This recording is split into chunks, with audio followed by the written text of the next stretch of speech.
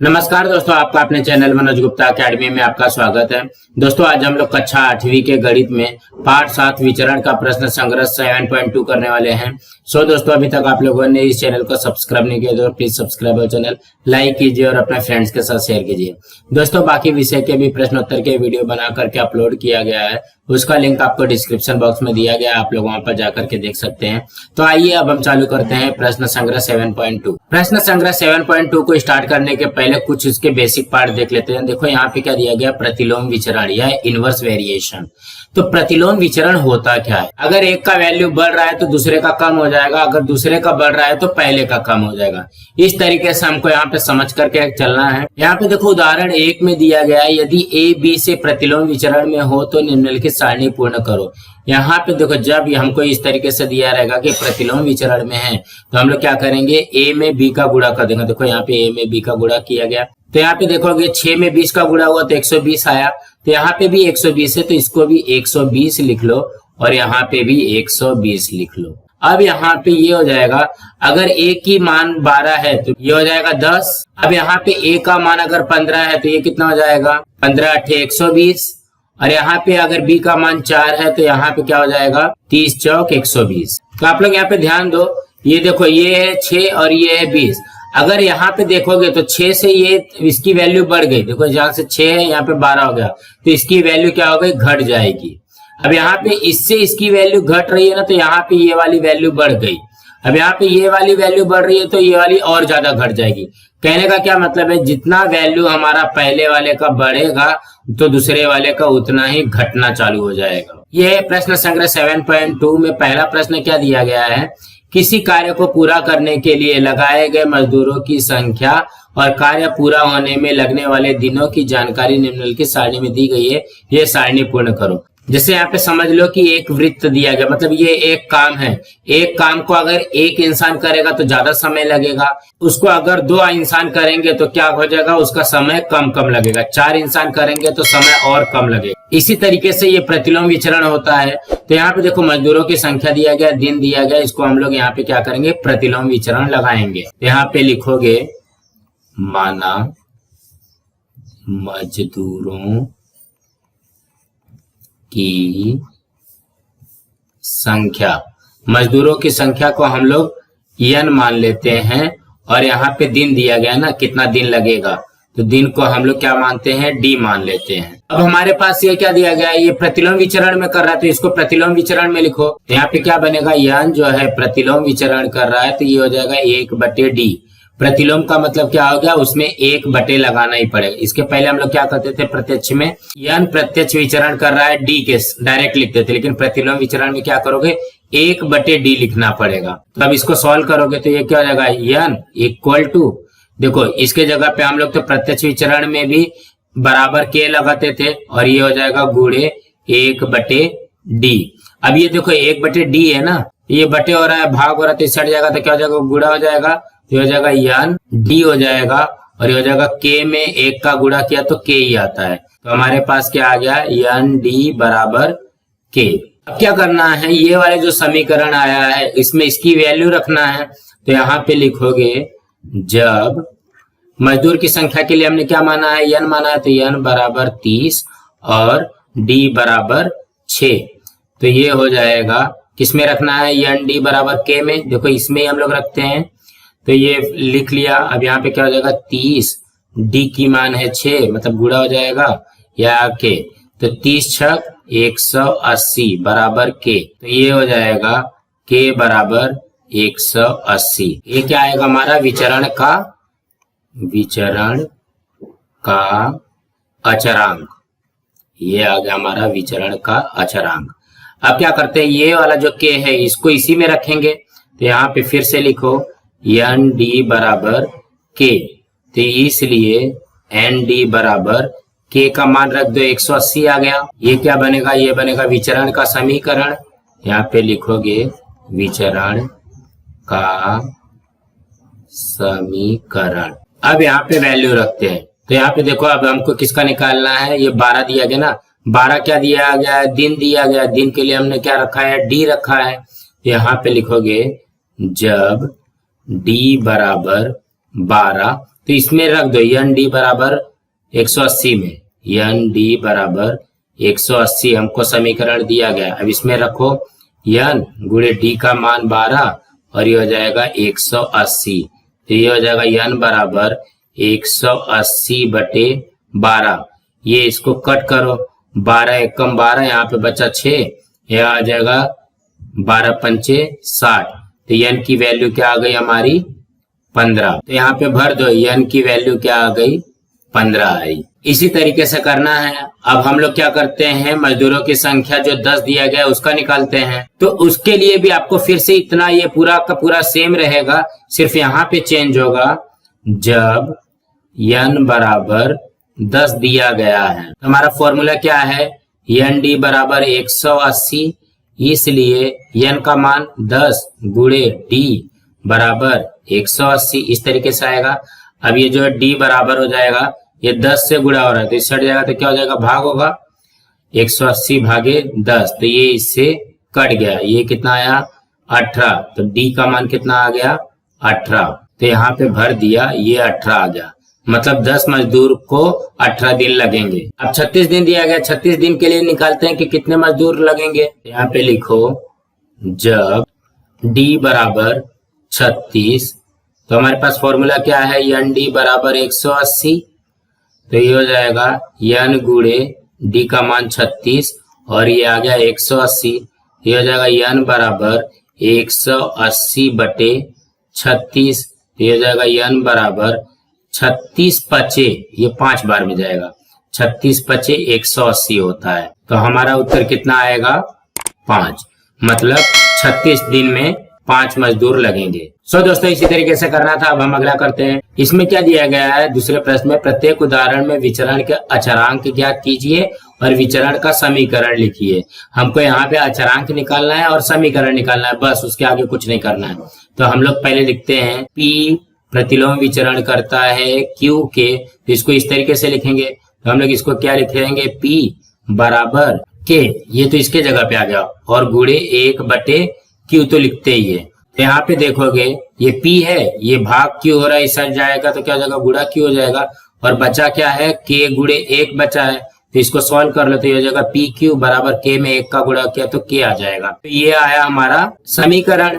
अब इसी समीकरण में रखो जब P बराबर 15 तथा Q बराबर 4, यहाँ पे रख दो P Q बराबर K। तो यह जगह P का मान कितना है 15, Q का मान है 4 बराबर K। तो 15 चौक क्या आ गया 60 बराबर K। ये जो 60 बराबर K आया है ये क्या है, विचरण का अचरांक है।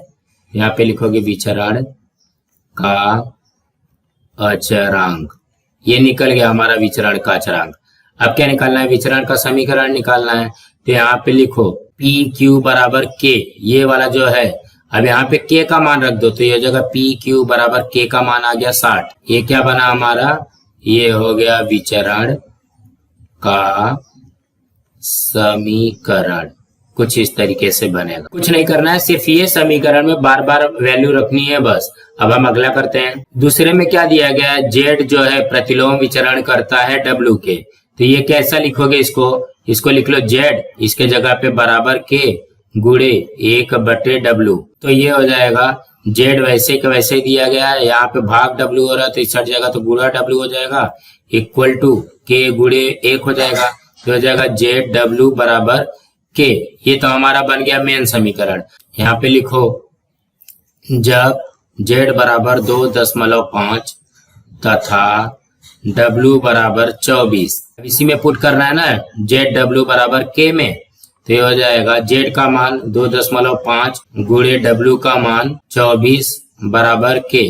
अब 24 में 2.5 का गुणा कर दो, यहाँ पे गुणा करो, 24 में 2.5 का गुणा किया, 5 चौक 20 हासिल 2, 5 दूनी 10, 10 2 12, यहाँ पे 2 चौक 8, 2 दूनी 4।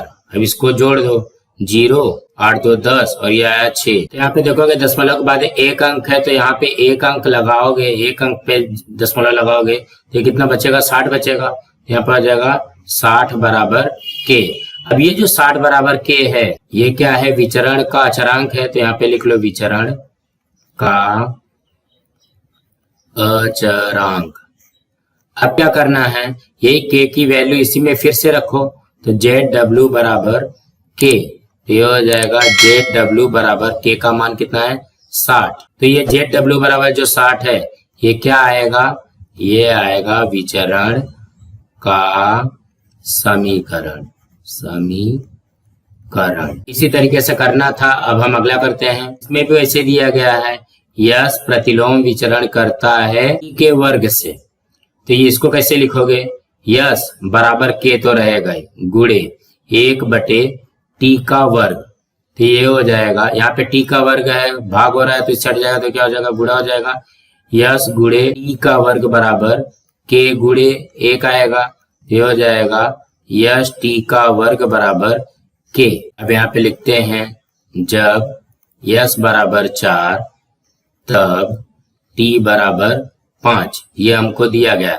अब इसमें वैल्यू पुट करो, यस टी का वर्ग बराबर के है, तो यहाँ पे यस का वैल्यू कितना है 4 गुणे टी का मान कितना है 5 का वर्ग निकलेगा बराबर के, तो हो जाएगा 4 गुणे 5 का वर्ग 25 बराबर के, तो ये हो जाएगा 100, 25 चौक 100 बराबर के। ये क्या आएगा, ये हो जाएगा विचरण का अचरांक। यहाँ पे लिखोगे विचरण का अचरांक लिख लिया यहाँ पे। अब क्या करना है, यही वाला के की वैल्यू फिर से रखोगे, एस टी का वर्ग बराबर के, तो ये हो जाएगा एस टी का वर्ग बराबर के का मान कितना है 100। तो ये क्या बनेगा, ये बनेगा विचरण का समीकरण। इसी तरीके से करना है। अब हम अगला करते हैं। चौथे में क्या दिया गया, यक्स प्रतिलोम विचरण करता है करनी में वाई के, तो इसको भी वैसे लिखो, यक्स बराबर के, तो हम लोग लिखते ही है गुणे 1 बटे करनी में वाई। अब यहाँ पे देखोगे ये करनी में वाई से भाग हो रहा है, तो इस हट जाएगा, तो क्या हो जाएगा गुणा हो जाएगा, इस तरीके का बनेगा। और यहाँ पे क्या बनेगा, के गुणे 1, तो हो जाएगा यक्स करनी में वाई बराबर के। जब यक्स बराबर 15 तब y बराबर 9, यहाँ पे लिख लो यक्स करनी में y बराबर के, तो हो जाएगा यक्स का मान 15 गुणे करनी में y का मान 9 बराबर के, तो ये हो जाएगा 15 गुणे करनी में 9 कितना होता है 3 बराबर के, तो ये क्या हो गया 15 3 45 बराबर के। ये हमारा क्या बना 45 बराबर के, ये बनेगा विचरण का अचरांक। अब के बराबर 45 को समीकरण में रखो, यक्स करनी में y बराबर के, तो ये हो जाएगा यक्स करनी में y बराबर के की जगह पे 45, ये क्या बना, ये आएगा विचरण का समीकरण। दोस्तों इसी तरीके से करना था। अब हम अगला करते हैं। तीसरे में क्या दिया गया, सेबों के ढेर से सभी सेब पेटी में भरे जाते हैं, प्रत्येक पेटी में 24 सेब रखे तो उसे भरने के लिए 37 पेटियां लगती है, यदि प्रत्येक पेटी में 36 सेब रखे तो उसे भरने के लिए कितनी पेटियां लगेंगी। अब मुझे बताओ, जैसे सपोज यहाँ पे करो ये सेब का ढेर है, ये इतना सेब है, तो यहाँ पे अगर एक पेटी में 24 सेब रखते हैं तो 27 पेटी लगती है। अगर यहाँ पे एक पेटी में 36 सेब भरेंगे तो पेटी की संख्या तो अपने आप कम हो जाएगी, इसका मतलब एक बढ़ रहा है एक घट रहा है, तो प्रतिलोम विचरण आएगा। यहाँ पे लिखो, माना सेब की संख्या, सेब की संख्या को हम लोग क्या मानते हैं यक्स, और पेटी की संख्या, और पेटी की संख्या, पेटी की संख्या को क्या मानते हैं y मानते हैं। तो यहाँ पे देखो अभी हमने बताया कि ये प्रतिलोम विचरण में आएगा, तो इसको सॉल्व करो। तो यक्स प्रतिलोम विचरण कैसे करता है, 1 बटे y से करता है। अब इसको सॉल्व करो तो ये कैसे हो जाएगा, यक्स इसके जगह पे बराबर के गुणे 1 बटे y आएगा। अब ये y से भाग हो रहा है तो इससे हट जाएगा, तो क्या हो जाएगा गुणा होगा, यक्स गुणे y बराबर के गुणे 1 हो जाएगा, ये हो जाएगा यक्स y बराबर के। ये तो हमारा आ गया मेन समीकरण। अब यहाँ पे क्या दिया गया, 24 सेब रखे और 27 पेटियां लगती है। यहाँ पे लिखोगे जब 24 सेब मतलब x बराबर 24, देखो हमने सेब की संख्या x माना है तो x बराबर 24, तब y बराबर कितना हो जाएगा 27। अब इसको इस समीकरण में रख दो तो ये हो जाएगा यक्स वाई बराबर के।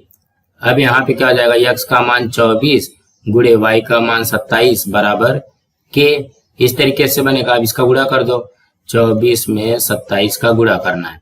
7 चौक 28 हासिल 2, 7 दूनी 14, 14 दो 16। अब 2 का पारा पड़ो, 2 चौक 8, 2 दूनी 4।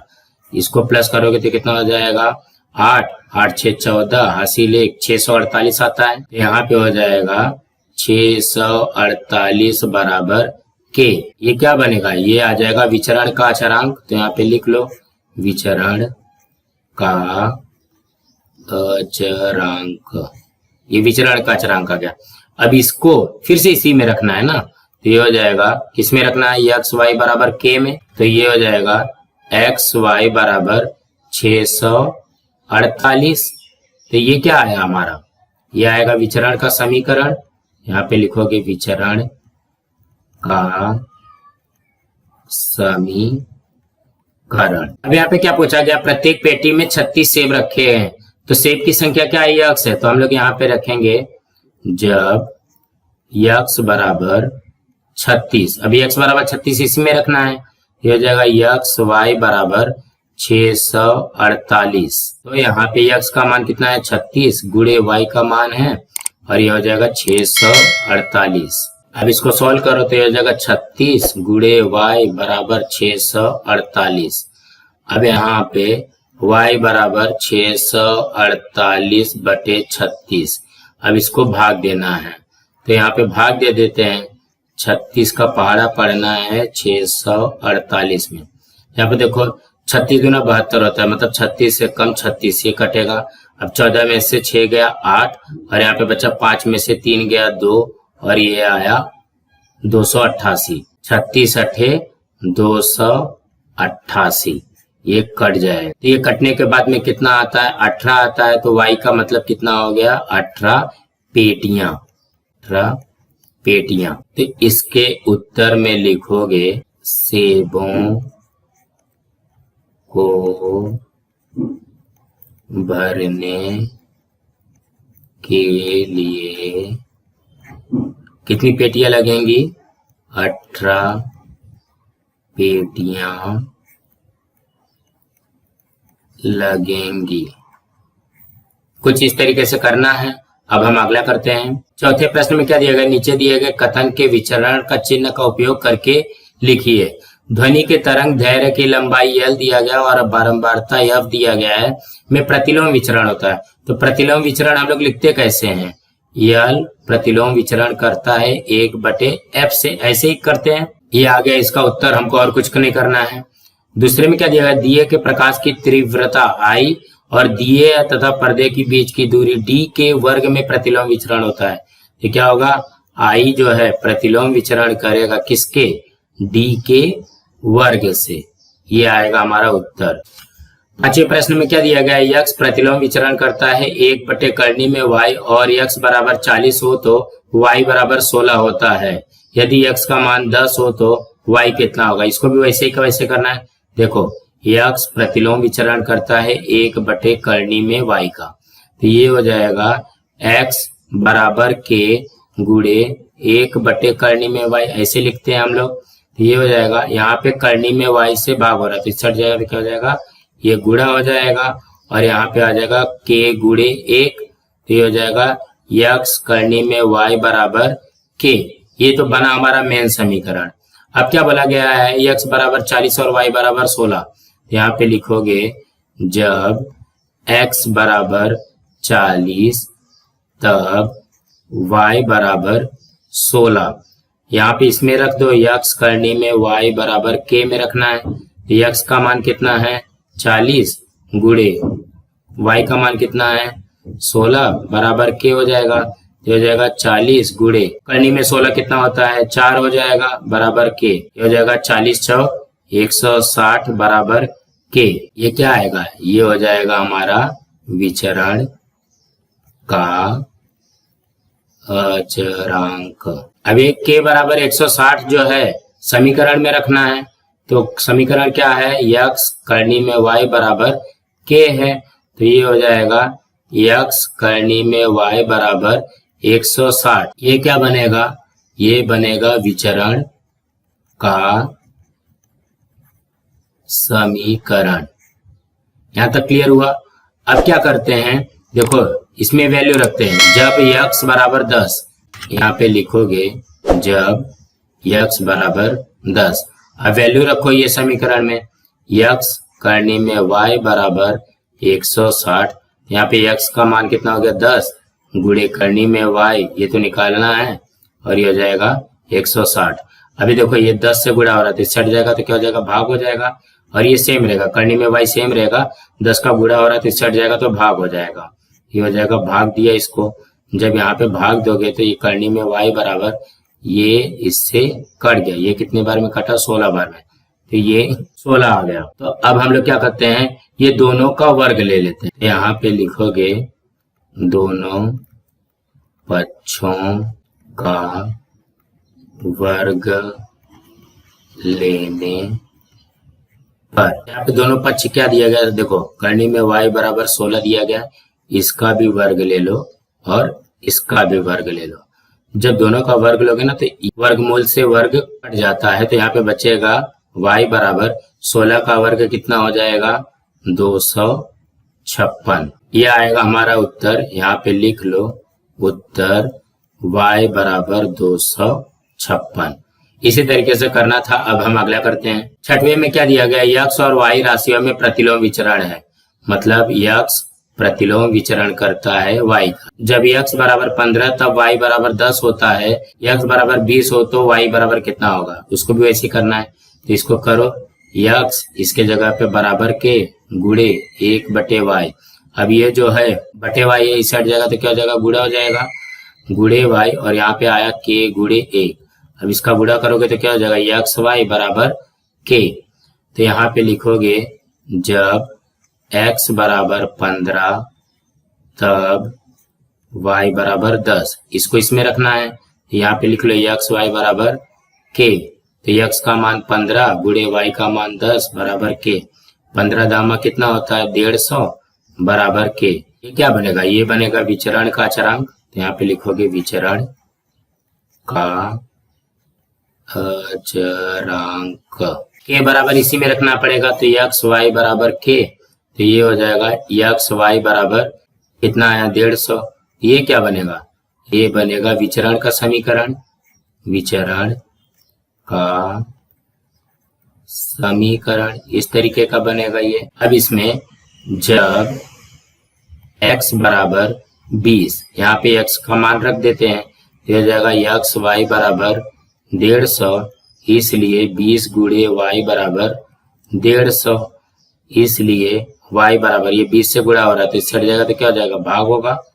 तो यहाँ पे 20 से भाग दे दो, तो ये 20 सत्ते 140, दशमलव लगा करके 5, मतलब ये हो जाएगा y बराबर 7.5। ये कैसे आया? यहाँ पे देख लेते हैं।